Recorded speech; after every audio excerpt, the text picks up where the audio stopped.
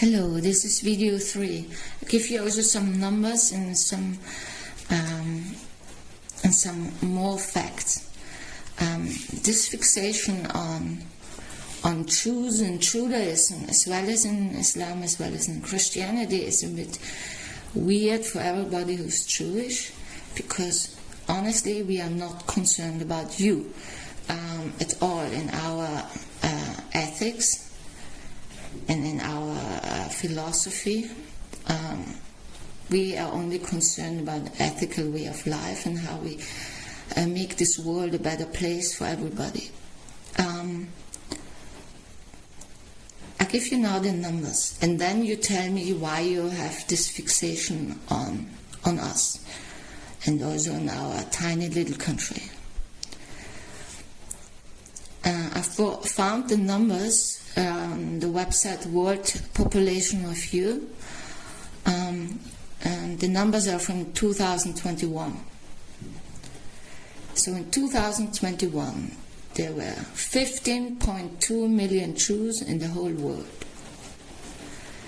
and that is 0.19% of the world population. Compared with Christians and Muslims, the Christians are 31.1%, and Muslims are 24.9% of the world population. So this equates to 173 Christians or 138 Muslims for one Jew. And how many Christian countries are there in the world? And how many Islamic countries are there in the world? For the Islamic countries, you actually also can include Russia, because the second biggest religion in Russia is Islam. So you have actually Russia, Turkmenistan, Uzbekistan, Indonesia, Saudi Arabia, Jordan, Morocco, wherever you want to go. Also, the most African countries are Muslim and not Christian. And you have a complete fixation on us. We are not the rulers of the world. We don't convert anybody. We don't tell anybody what to do. We have this tiny little piece of shit in the Middle East, and you still want to destroy us. And in the Nazi time in Europe, which was, of course, the peak of Christian anti-Semitism, Jews were murdered in Christian Europe, also in Russia, for 2,000 years, and persecuted. The Islamic world expelled 800,000 Jews from their countries. Not every country, of course, but 800,000. And all had to go to Israel. So Israel is a refugee camp. And now do you want to destroy Israel? And though the Quran clearly states that Israel belongs to the Jewish people. So if you are an Islamic country, if you're actually Islamic or a religious Muslim, you should fight for Israel. You should stand up for Israel. The Islamic world should actually be the protectors of Israel and not the biggest enemy.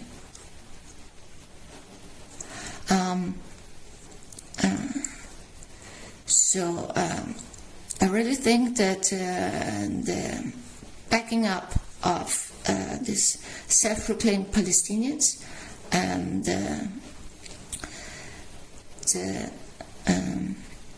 backing up of Islamists and the refusal to fight Islamists in your own country and in the whole world is cowardice. You're just not honest. And when I look, for example, at Iran,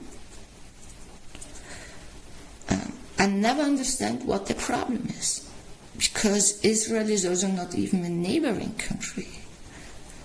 There are two countries in between, Jordan and Iraq. So, what's your problem? The same with Turkey. The same with all these Islamists. And so you get the numbers. You have around 45 Islamic countries in the world. Move them to one of them, or split them up. I personally have a friend in the West Bank. I've been there several times, and I've talked to these people. I talked to PLO people. They're just liars. They lie through their teeth the whole time. And even when they say, oh, we are against terror attacks, they have violence of speech. This is terror. This is verbal terror. This is nothing else. Even when you meet proclaimed Palestinians outside of the West Bank, a lot of they just violence of speech. They tell lies. I've met somebody here in St. Petersburg, and I also don't trust them because a lot of people claim that they're Palestinians, and then you ask them where they're from, and then they say they're from Syria. That's very common, by the way, in Europe. So how can you be a Palestinian when you're from Syria? It's all nonsense. Doesn't make any sense. And it's just your fixation on the Jewish people. And let's say it again. We are 0.19% of the world population. What's your problem? And I give you other examples also, because I've been to Israel around 15 times, traveled the whole country, I interviewed people. I went to Nazareth. I know somebody who is the Sufi Sheikh of Nazareth. He's in the peace. He's in the peace movement. He also has a program to teach imams and sheikhs a liberal interpretation of the Quran. And he said to me, of course not in general, but in Israel, Sunni is a problem. He meant, of course, Sunni Muslims in Israel. Not all of them. There are more and more those Muslim Israelis who volunteer to the army because they understand that they have to defend their country. Because these Islamists try to kill every Israeli. They don't care if you're Muslim or Jewish, or Druzi or Christian. They just don't care. And lying through one's teeth doesn't bring peace to the world. That's not a solution. So Israel is now fighting a four-front war. So as we know, especially people from Saudi Arabia know, that Iran finances also the Houthi terrorists. What do Houthi terrorists have to do with Israel? Tell me. They attack now Israel from the south. Yeah, so it's a lot. And you have the Hamas and Islamic Jihad from the west. You have Hezbollah from the north, Lebanon and Syria. You have the Islamists from the east, so West Bank. West Bank is a Jordanian name, of course. And so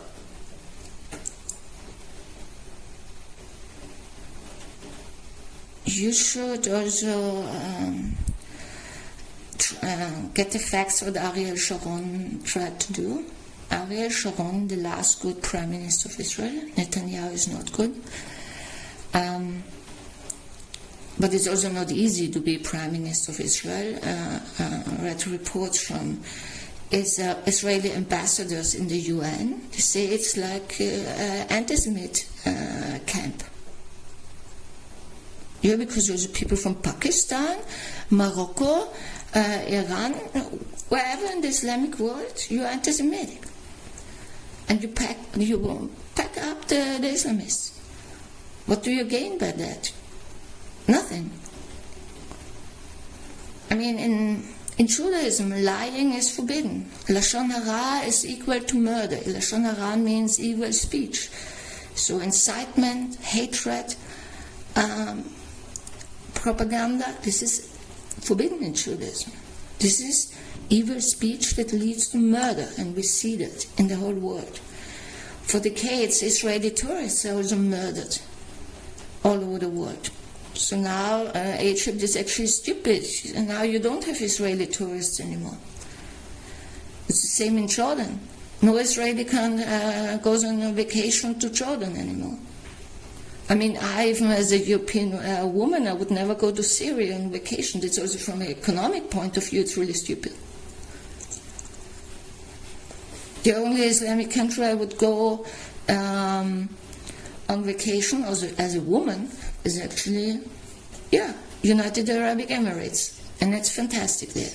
People are really nice. And actually, in the Emirates proved that you can't be a religious Muslim without being anti-Semitic or full of hatred.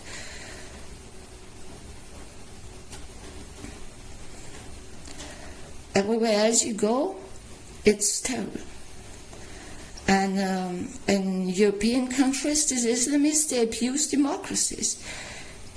Because when you're a democracy, people have rights, so you can't do much. In the Islamic world, where you're not democratic, you have the possibility to fight them, like Mubarak did also in Egypt against the Muslim Brotherhood. I'm not a fan of Mubarak, but what he did was correct. You see also in Turkey, this Islamist politician who died giving a hate speech against Israel, based on lies, of course. He said, the Israelis do ethnic cleansing. Yeah, but if the Israelis would ever have done ethnic cleansings, they wouldn't have a problem now. And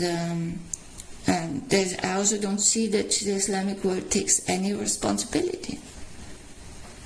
Are you afraid to be assassinated? But you have bodyguards. I know that King Abdullah I of Jordan was assassinated, President or Prime Minister, I'm not sure what he was, Sadat, he was assassinated. But also Yitzhak Rabin was assassinated.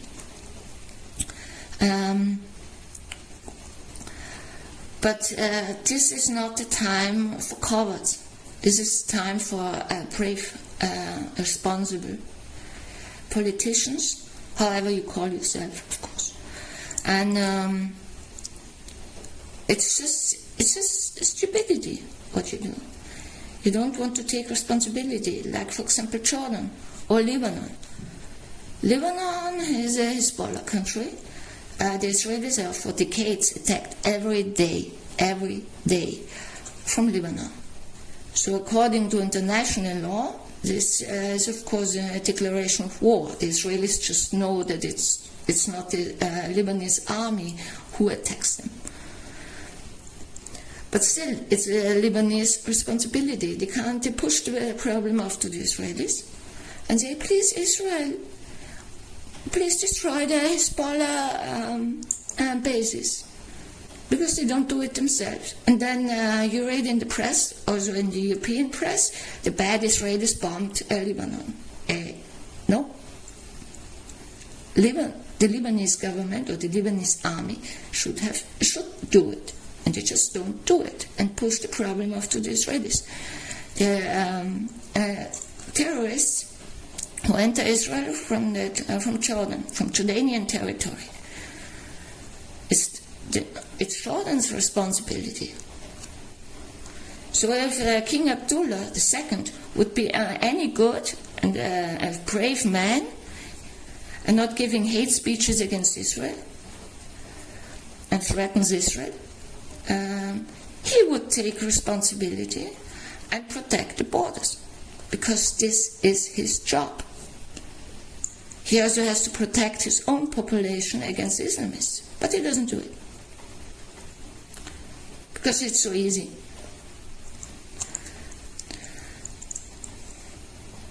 Yeah, I mean, it's so easy to do nothing. And that counts true for all of you. And for example, I'm on VK because no Facebook in Russia. And because I like the Emirates, so I'm on the page of the Crown Prince of Dubai, Faisal, Hamdan bin Mohammed, and I like what they are doing in Dubai. I mean, this climate nonsense he believes, and then he meets King Charles of the UK because he doesn't get it. But still, you do nice things in the Emirates, and I wouldn't complain about it. But you don't take any responsibility for the world. It's not important to send Emirati astronauts to the moon or to the Mars. What for? I mean, you can do it, but do all the other things that make sense, that brings peace to the world. Because especially the Emirates have actually the possibility.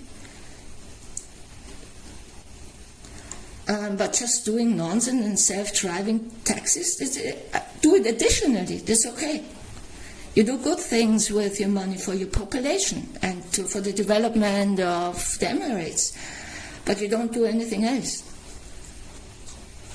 And this is, it's just not enough. And it's not enough.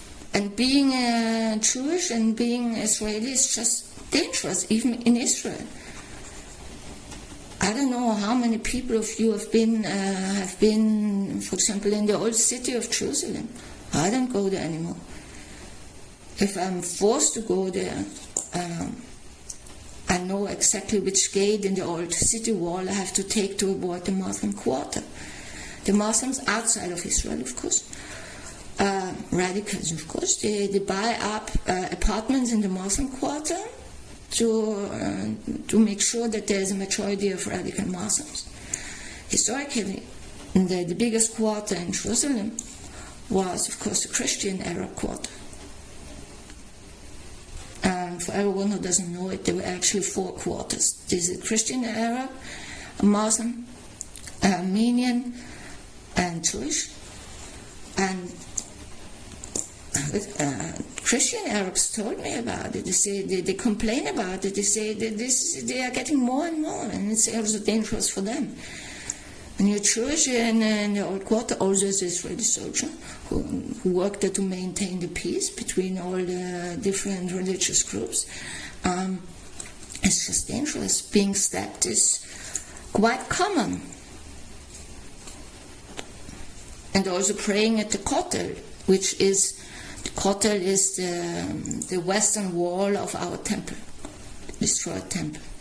And above it is not Al-Aqsa Mosque. As we all know, it's not Al-Aqsa because it's in Saudi Arabia. And then you're attacked from above. They claim that they are religious Muslims, and then they attack Jewish people who are praying. Is this Islam? I want to know. And backing up, and one more, even Putin, in October, instead of siding up with Israel and condemning the terrible massacres on Israeli civilians, he met with the president of the Arab League. Now he will tell him the truth. Then Lavrov met with Hamas leader. He met with a Nazi. He met with a bandit and mass murderer. It's interesting. It's interesting Middle East politics of Russia. And I told him also my opinion. Because Putin talks a lot about a multipolar world order, which should include that every nation has the right for self-determination. Obviously, that excludes the Israelis, because now Putin, with the Arabic world, wants to decide for Israel. But they are not concerned. You are all not concerned. The Israelis are concerned, and it's their land. And the Israelis are the ones who die. But the worst thing Putin said in public was, we have to ensure the safety of the Palestinians. But these self-proclaimed Palestinians are not in danger. The Israelis don't attack the Palestinians. The Palestinians attack the Israelis on an everyday basis. But this is also typical like Christian anti-Semitism. You reverse what's going on. You claim that the Israeli army attacks civilians and attacks hospitals or schools, and it's exactly the opposite. Exactly the opposite what's going on. The terrorists attack civilian targets in Israel already for decades. Schools, kindergartens, hospitals, elderly houses. They are attacked. See now the hostages. Where are the hostages? They're still in Hamas captivity. Only, by the way, not only Hamas, also Islamic Jihad. And I don't believe in any innocent civilians in Gaza anymore. They're all involved in that. Otherwise, they would stand up against it. And so to threaten, to claim that we have to ensure the safety of the Palestinians is just nonsense. You have to ensure the safety of the Israelis. And no one of you is honest enough to talk about it. Because you're not honest people. In my religion, or life philosophy actually, this is forbidden, not to be honest. Obviously, Christianity and Islam twisted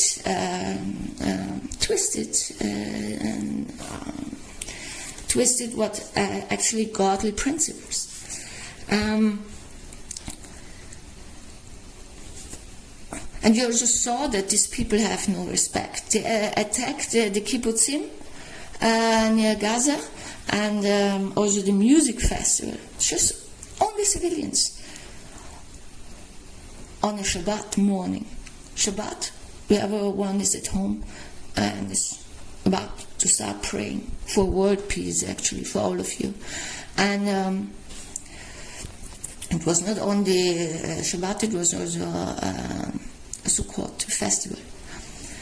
So if you think killing babies and old people and women and raping and taking hostages, they took also hostages, babies, few-month-old babies,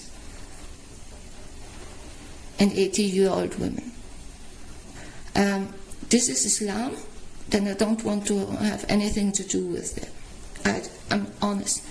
This is just disgusting. And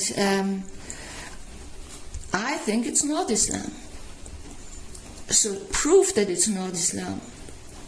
All of the leaders of the Islamic world should prove that finally, that it's not Islam. Because the one who is silent agrees. You're silent with all the crimes committed in Europe. You're silent for decades with all the crimes committed against Israelis. And you're not even silent. You applaud it, even in the UN. And I'll tell you something else. The Israeli soldiers are not soldiers. They are in fact civilians. They have families, they have children, they have wives, grandparents, parents, and also pets. There is only one solution, get these people, these so-called Palestinians out of there. There is no other solution. One has to, of course, find out where they're from originally. I personally know somebody who is whose family is obviously from Jordan, because he has a Jordanian passport, which is good for him because he can go on business trips via Amman. But I say, read the Quran and then understand understand what's written there. It's completely unlogical what you're doing. Doesn't make any sense. And there's freedom of religion in Israel. No one stops you going to a mosque and pray there. But the Israeli army stops terrorists to go to the mosque in Jerusalem, this big mosque in Jerusalem. I on purpose don't call it Al-Aqsa because it's not Al-Aqsa. I think it's high time to stop this incitement, stop the killing, and be man. It's completely ridiculous what you're doing. You're cowards. Now you behave like cowards. If you don't believe me, maybe you interview Basam Hussein Youssef.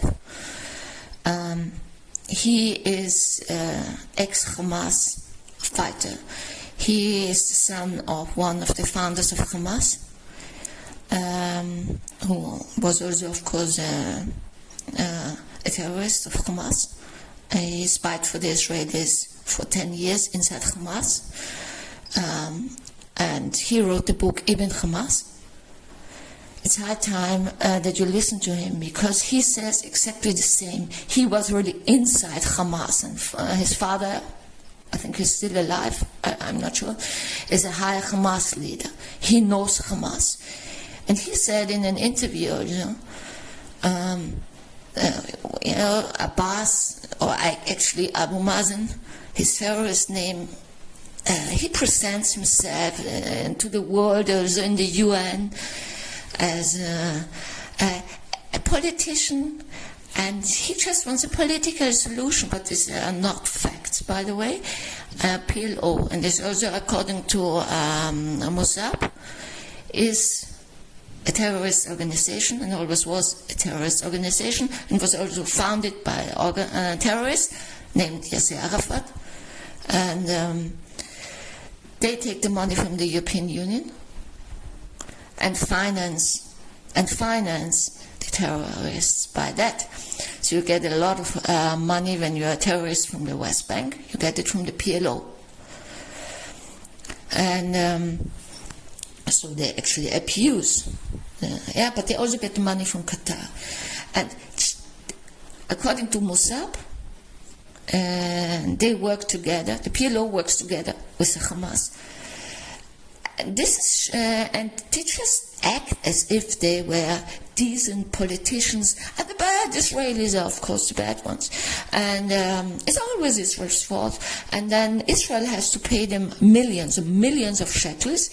Can you tell me why Israel should pay the Palestinians who threaten them every day and attack their civilians for decades?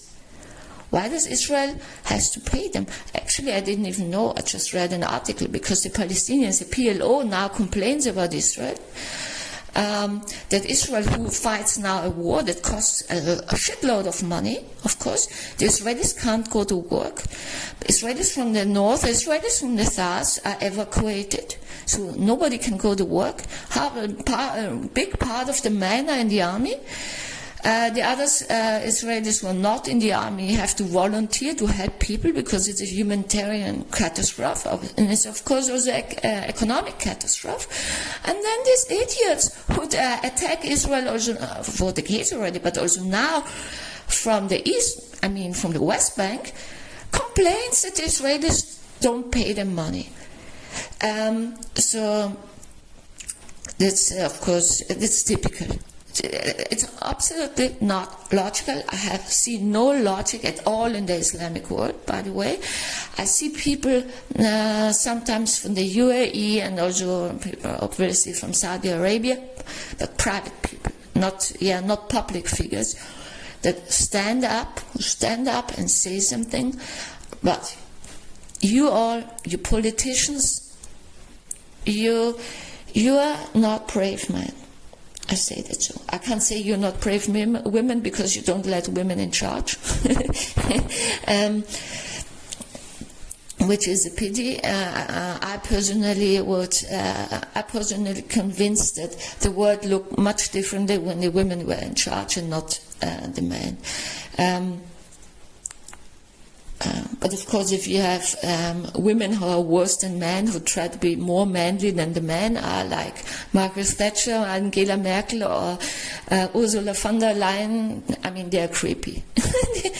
They are not women, they're just biologically women. But I think women in charge would bring peace into the world and not hatred. But we don't know, because in what Israelis say, protest, the Israelis have informed the UN for decades about the abuse of children in the Palestinian or proclaimed Palestinian societies. No child is born with hatred, no child is born with incitement. They are made like that. And of course, these proclaimed Palestinian women, they are also full of hatred. They're just full of incitement.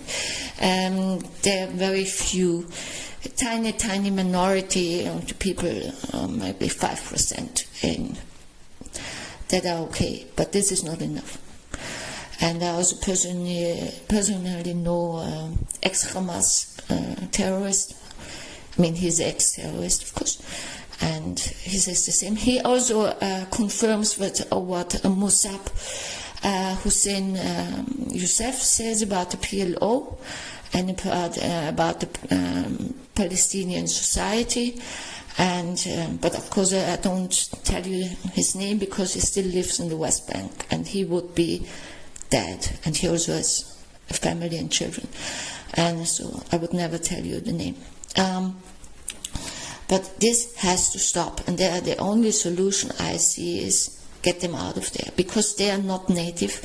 And as this man from the Saudi said I posted his speech, his lecture at the description of the first video. Why do you back them up? They are not Arabs. But I understand, since I saw his video, I understand now why all these people, also Egyptians and Moroccans and Syrians, claim to be Arabs, because as he explained it in the Quran, when you believe that Ismail is the father of the Arabs,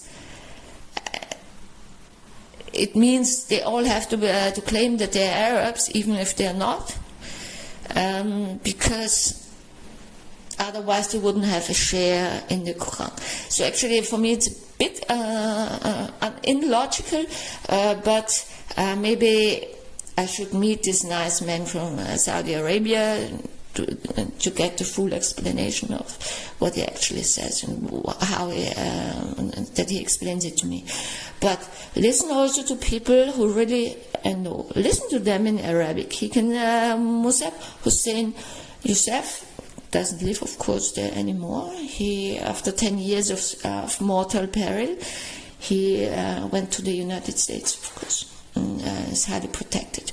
But he gave a speech in the UN, a lecture about the facts. Also in the UN, I think in October. He's actually one of the biggest advocates for Israel, but he still believes that there are actually Palestinian people, though of course not. Sometimes you can see it in the family names, in the surnames of self-proclaimed Palestinians, where they're actually from. So that can be also, of course, a source of information.